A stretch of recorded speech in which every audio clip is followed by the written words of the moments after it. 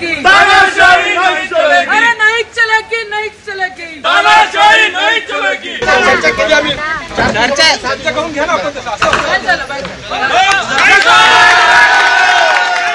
शेवटी दादागिरी करून की आम्ही कार्यालयाचं कुलूप तोडू, आम्ही आंदोलन करू, आम्ही तिथे घुसू आणि कुलूप तोडलं तर बळवंत वानखडे खासदार आहे त्याला तर म्हणे चल रे।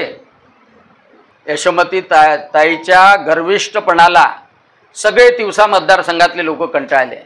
गरिबांवर अन्याय होतो, रेतीवाल्यासाठी, त्या गुटखा तस्करासाठी, ते गोवंश हत्या करणाऱ्यासाठी हे धावून जातात।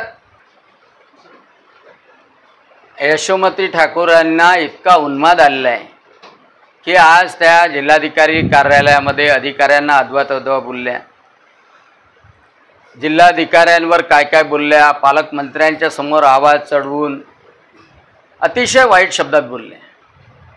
आता मंत्री राहिलेली ही महिला आहे, महिला म्हणून त्यांचा सन्मान केला जातो आणि शेवटी दादागिरी करून की आम्ही कार्यालयाचं कुलूप तोडू, आम्ही आंदोलन करू, आम्ही तिथे घुसू आणि कुलूप तोडलं तर बळवंत वानखडे खासदार आहे त्याला तर म्हणे चल रे। आणि एवढं अपमानास्पद त्या खासदाराला बोलणं आणि जाऊन कुलूप तोडलं। खरं जर पाहिलं तर आनंदराव अडसुळांच्या काळामध्ये ते कार्यालय देण्यात आलं होतं, महाराष्ट्रामध्ये कुठेच दिल्या गेलं नाही, पण इथे दिलं होतं। नवनीत राणा जेव्हा खासदार होत्या त्यांनी ते वापरलं, त्यावेळेला अमरावतीमध्ये राज्यसभेचं कोणी नव्हतं।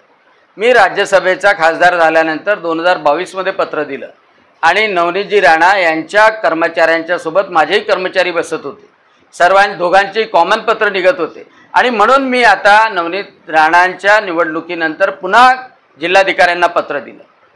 समजदारीने घेतलं असतं दोन्ही खासदार तिथे बसू शकतात, जनतेसोबत संवाद साधू शकतात, त्यांचे कर्मचारी तिथे बसू शकतात, परंतु यशाने एवढा उन्माद चढलेला आहे यशोमती ठाकूरांना, त्यांच्या कार्यकर्त्यांना चढला होता। तो राजकमल चौकामध्ये पाहिलाच, तो चांदूर बाजारमध्ये पाहिलाच आणि एवढा उन्माद चढलाय की तो पूर्ण उन्माद आज दाखवला। म्हणजे आम्हाला काय कुलूप तोडता येत नाही का?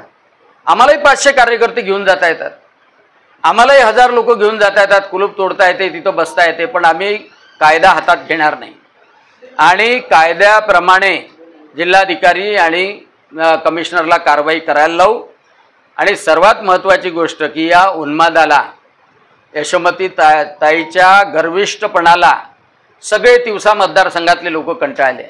गरिबांवर अन्याय होतो, रेतीवाल्यासाठी, त्या गुटखा तस्करासाठी, ते गोवंश हत्या करणाऱ्यासाठी हे धावून जातात आणि ह्या धावून जातात आणि त्याच्यामुळं गोरगरीब कार्यकर्त्यावर, माणसावर अन्याय होतो, ह्या मात्र अधिकाऱ्यांना झापत राहतात आणि त्याच्यामुळं लोकांना चीड निर्माण झालेली आहे।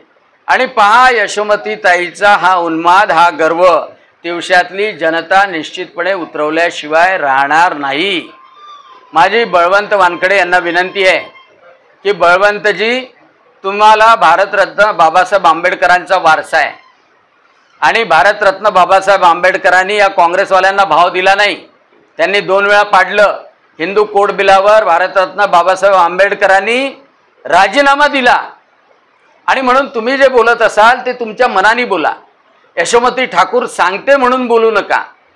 यशोमती ठाकूर तुम्हाला स्टूलवर बसवते, ती खुर्चीवर बसवते, ते सहन करू नका, कारण का तुम्ही स्वाभिमानी भारतरत्न बाबासाहेब आंबेडकरांचे, ज्यांनी ज्यांनी गांधीजीला जुमानलं नाही, ज्यांनी गांधीजींना विरोध केला पुणे करारामध्ये, ज्यांनी नेहरूला विरोध केला हिंदू कोड बिलाच्या वेळेला, त्यांचे वंशाचे आहात आणि त्याच्यामुळं वारंवार तुमचा जो यशोमती ताईकडून अपमान होतो तो तुमचाच नाही तर संपूर्ण बाबासाहेबांच्या लेकरांचा अपमान आहे आणि त्याच्यामुळं कृपा करून हा अपमान सहन करून सगळ्या समाजाला, बाबासाहेबांना मानणाऱ्याला लज्जित करू नका।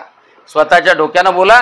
तुम्हाला कार्यालयात बसायचं असेल तुम्ही बसा, राज्यसभाही खासदार बसेल, नाही तर कोणीच बसणार नाही, कायद्याप्रमाणे सगळं होईल, एवढं लक्षात ठेवा। यशोमती ताईच्या दादागिरीला कोणी घाबरणार नाही आहे, एवढं लक्षात ठेवा। अशाच वेगवान घडामोडी पाहण्यासाठी आताच आमच्या जनविकास न्यूज चॅनलला सबस्क्राईब करा आणि रहा रोज अपडेट।